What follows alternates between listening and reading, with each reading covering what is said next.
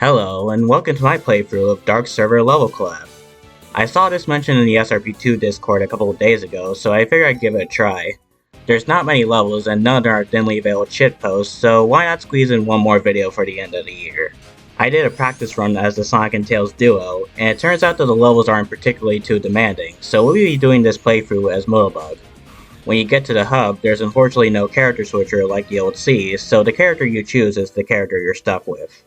I recommend playing as someone that can use shield abilities. Starting off with Perfect Snowflakes, most of it looks like a bog standard snow level, but brings you to a rather short-lived castle section later on. The first section is also extremely generous with ring and score monitors, which is enough to get you an extra life by the end of the level. Of course, the main reason I like this level is because it uses both versions of Frigid Fortress from Sonic Time Twisted for the music. And if you know me for a while, I'm an absolute sucker for anything related to Time Twisted.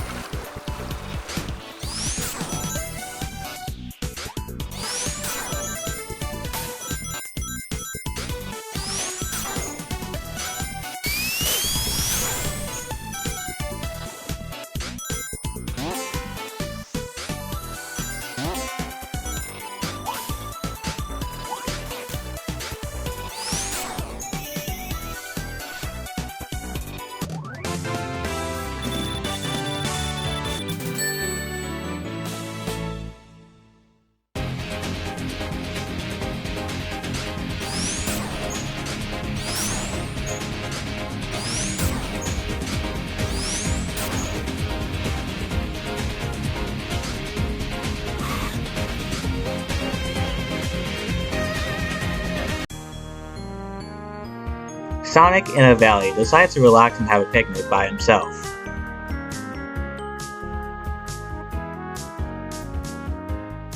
The soft, cool air soothed him as he whipped out his chili dog, when suddenly a newspaper came along, hitting him by surprise. He really can't catch a break, can he?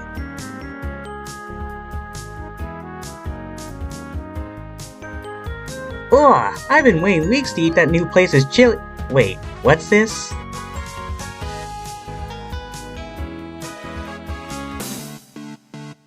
Fear strikes another community. Multiple friends from the Dark community has been reported to be kidnapped right after their bit of booing Essence and Sonic in the credits. An untrusted anonymous tip has claimed to last seen them in the abandoned Grand Arena. Hey, it's not far from here if I take the shortcut. Maybe there's still time. And with that, Sonic speeds off. But who could be the one behind all this?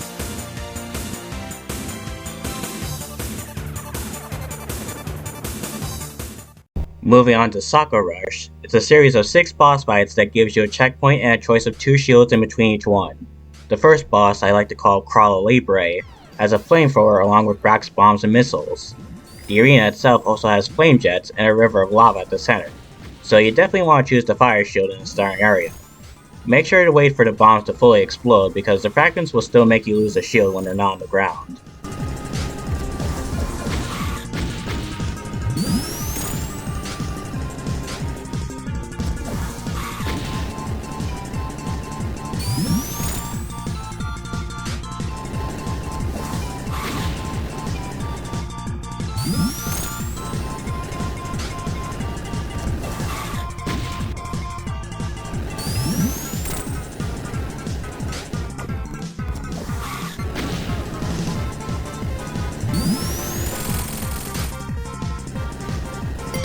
The next boss kinda behaves like a Jason bomber, but it also shoots the glue from 2.0 Brack. The lightning shield is good for tricking the glue shots and to have more chances to damage it.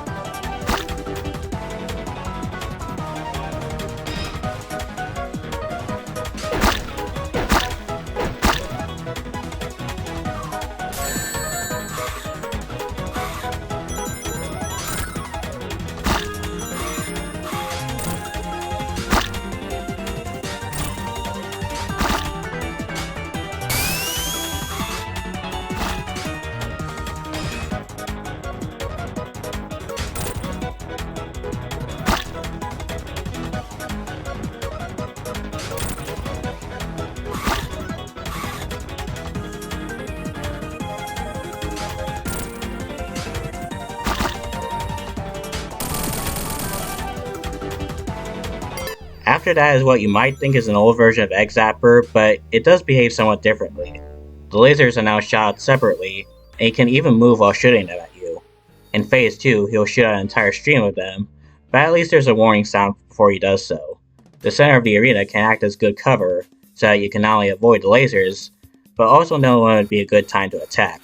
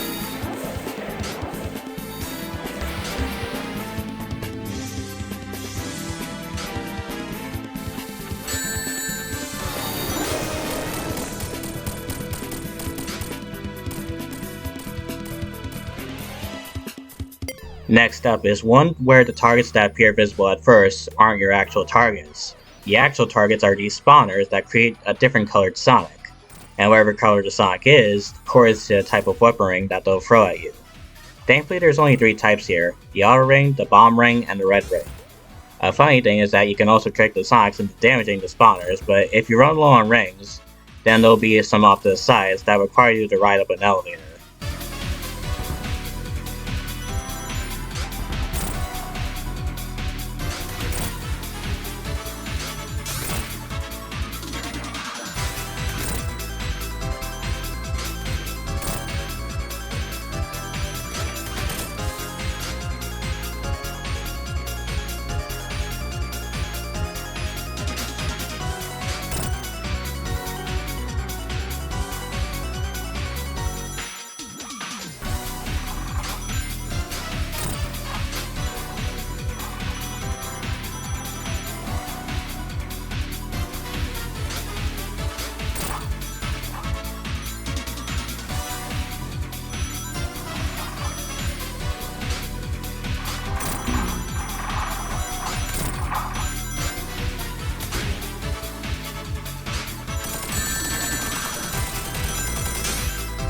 The next boss is a more relaxed one that can only either dash at you or create rocks for a little bit. It hops around while it's vulnerable, so it'll probably be better just to roll into it as it lands.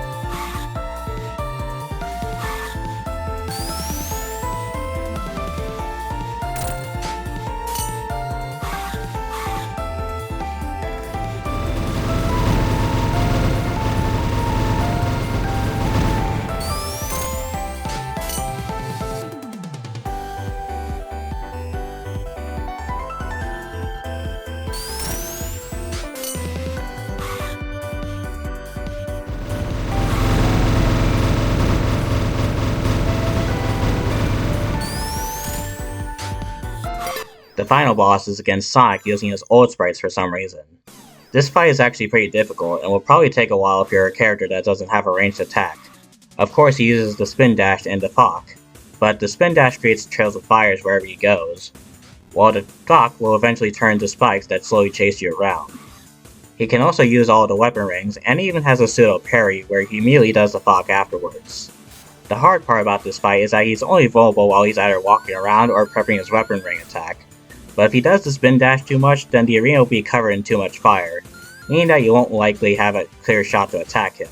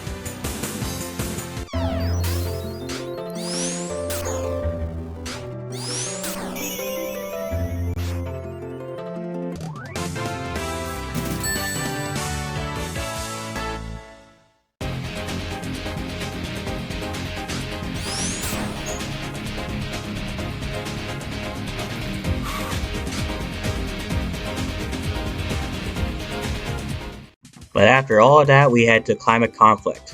Act 1 is nothing too eventful, and Act 2 is just a reskinned egg zapper that shoots Metal Sonic's energy balls instead of lasers.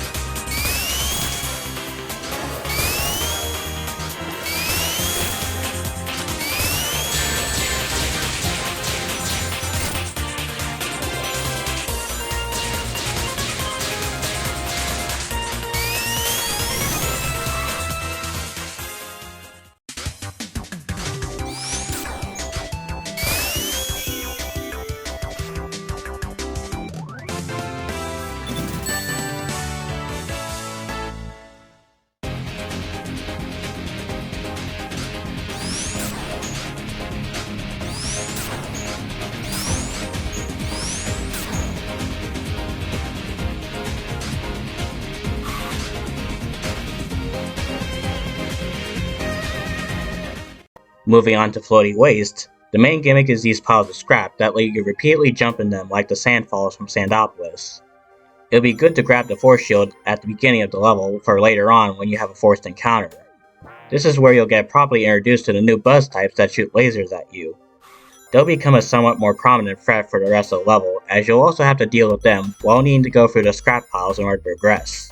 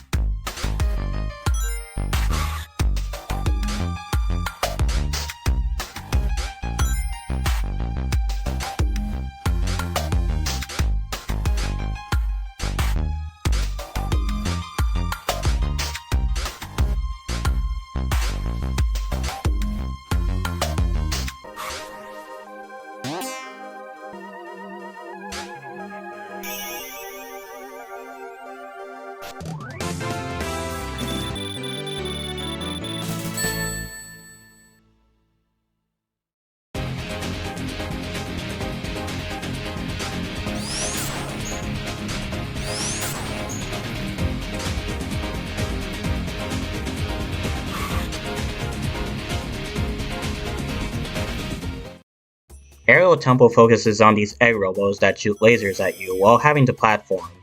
It gives you a whirlwind shield early on, so I like to see this level as a sort of challenge designed around it. The egg rolls can be kind of annoying since the lasers are very loud, and they'll keep attacking you even after you're far away from them. I also just like the Sonic Superstars music.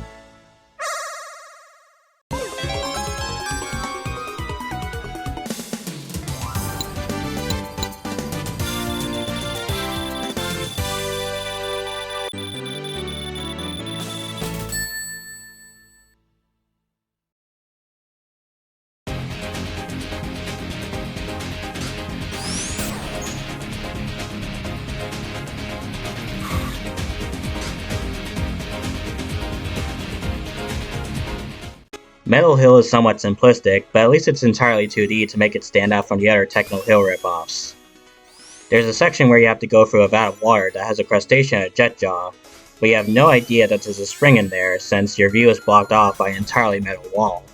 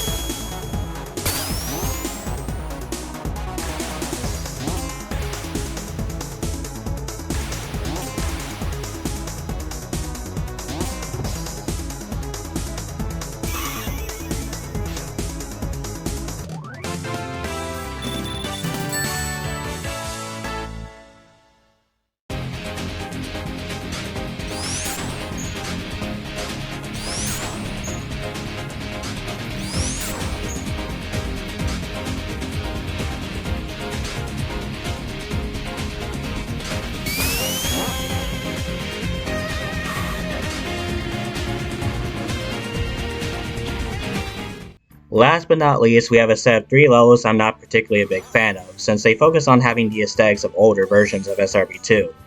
Oldflower isn't too bad, but it's easy to get lost in both acts of Techno Retro, while Skytop City is more enemies span the level.